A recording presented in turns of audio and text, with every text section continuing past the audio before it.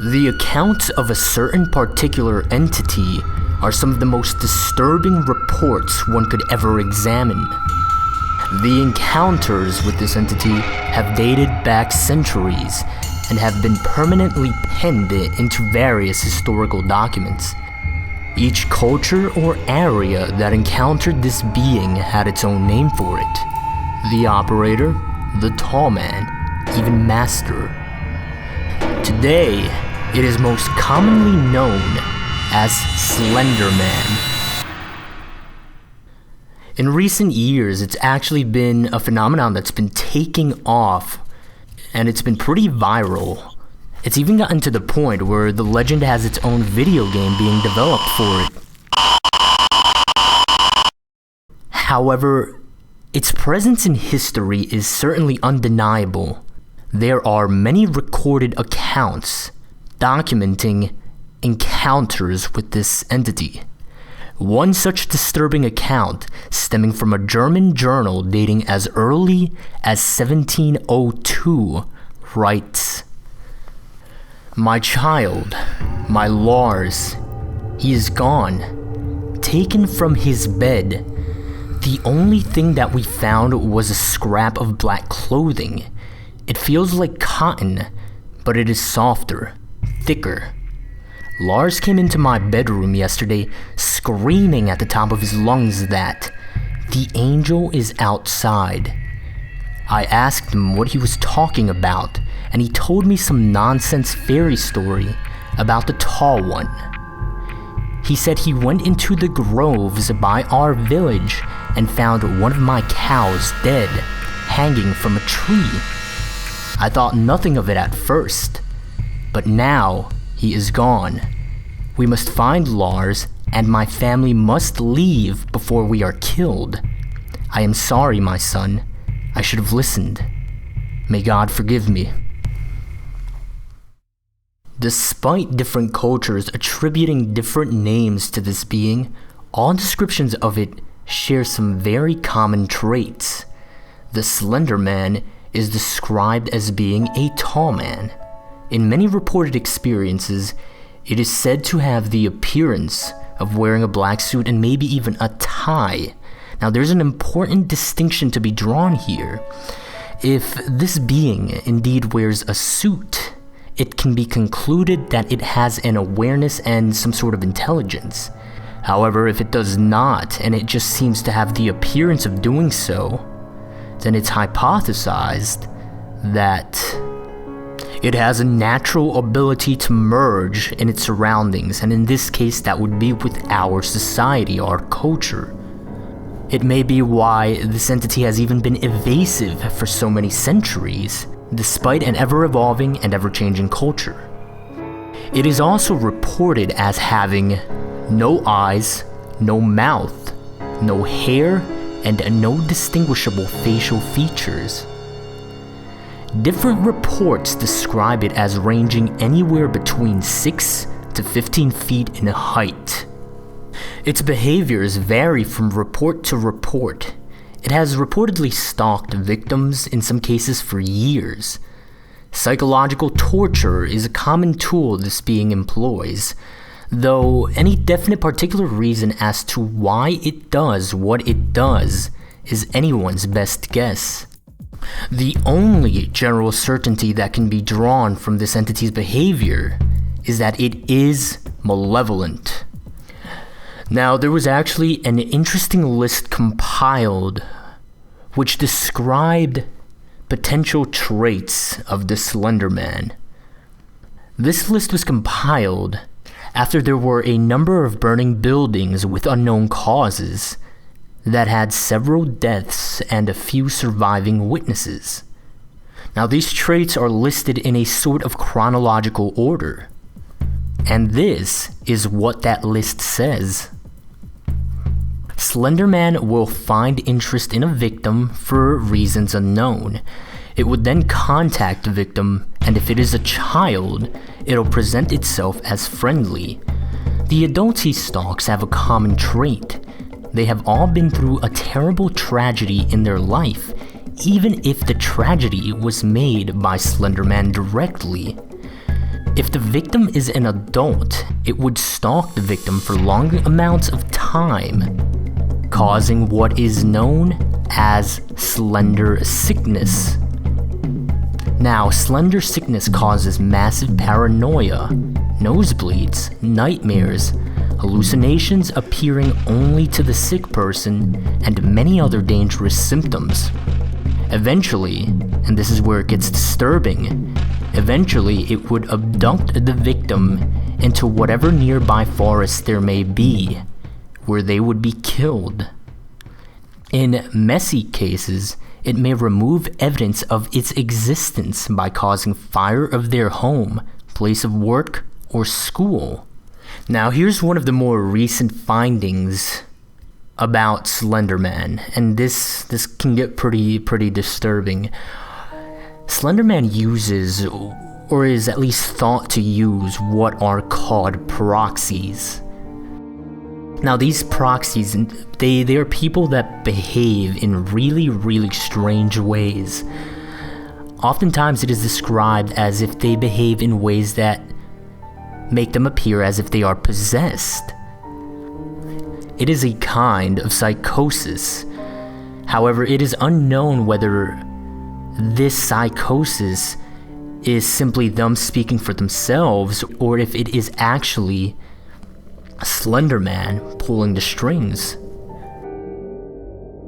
In its most generalized form, you can consider these proxies insane individuals that are apparently under its control or influence.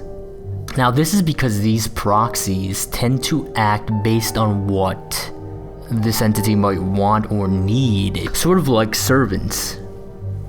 Now, the idea is that these people do all the physical interaction for it. Quite significantly here is the idea that they might even destroy or even leave evidence for it. They may even serve as sort of a communication medium, which is really disturbing considering the potential forms of media that they can communicate through.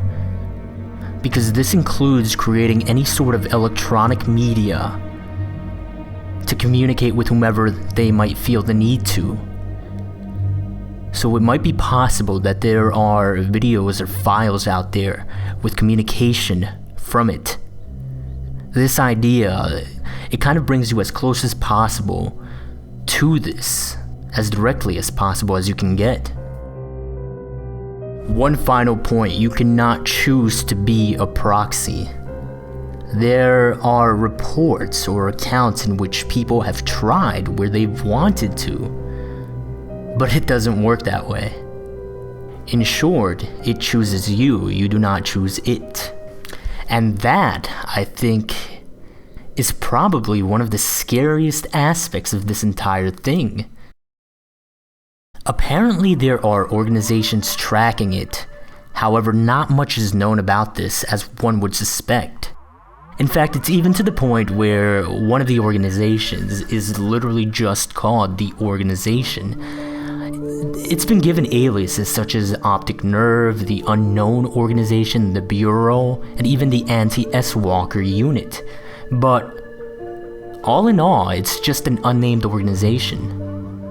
One report states that there was an interview with a detective. This detective did not state where he worked from, he only stated that they were based in Washington in the United States. Based on these reports, it is known that the organization pretty much knows about as much as we do when it comes to the Slenderman. However, some extra information includes that they refer to Slenderman as a serial killer whenever they are talking to civilians. They have been researching this entity for many years. They believe he has killed and that he's active throughout the nation, and they do not know how to neutralize him. But beyond that, there is very little known about this organization. There's actually another very interesting foundation that very little is known about. The foundation itself is called SCP. This foundation's initials stand for secure, contain, protect.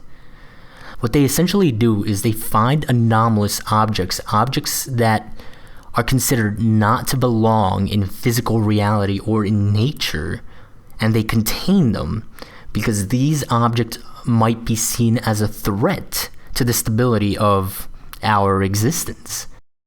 The items they contain are actually referred to as SCPs, and this foundation has actually contained an SCP that is often thought to be the Slenderman because of its nature and the way it works. This SCP is called SCP-582. Its alias is Bundle, and here's a description directly from the SCP archives. SCP-582 is an adaptive, self-propagating meme in the form of an entity most often referred to as blank. It's blanked out. SCP-582's primary ability is passive reality modification. Any fictional account written about SCP-582 will become a factual record of a manifestation of the entity in which SCP-582 will carry out all actions attributed to it in the narrative. These manifestations will happen at whatever time and place is specified. If no specific location or time is given, the manifestation will occur at any opportunity that will meet the narrative's criteria. Now here's what's really interesting about how they are handling this, and for this reason we are here in the video solely referring to this SCP by a factual name in which no narrative can be established. This is how they're handling it. It says, all major internet search engines are to be monitored for any references to SCP-582 under any of its known names. Copies of all media relating to SCP-582 are to be stored in Secure Archive 582.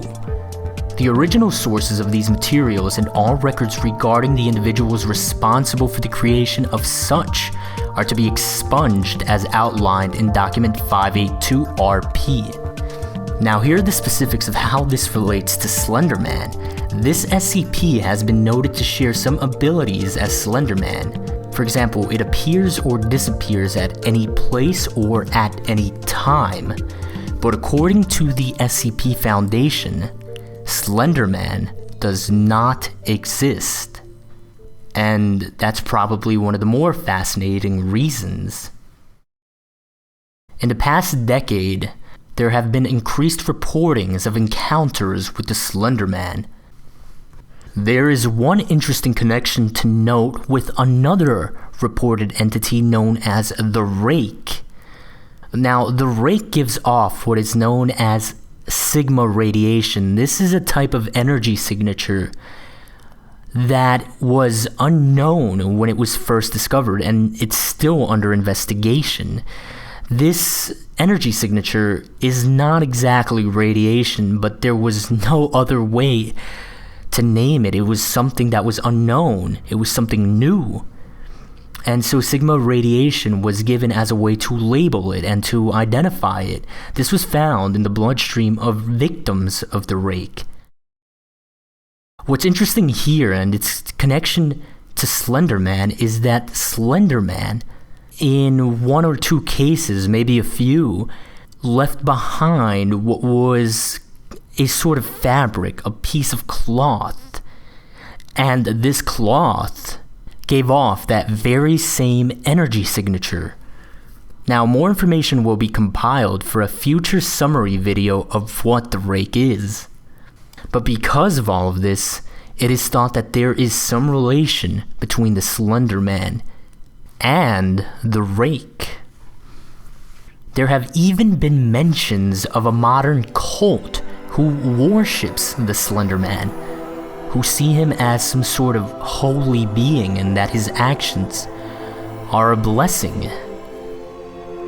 The Slenderman is certainly one of the most notorious entities in existence.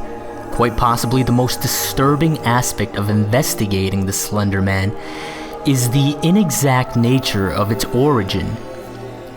Its malevolent, mysterious nature is one that garners a lot of deserved attention. This is what we know so far. There is still much to learn. New information is acquired and new hypotheses posed as further investigation is done. However, the costs of the little we find out are great, for there have been a startling number of victims and disappearances in recent times. Yet all information is valuable, for if we do not know or understand how this entity operates, its motives, its purpose, how could we ever hope to escape it should we be misfortunate enough to encounter the Slenderman for ourselves?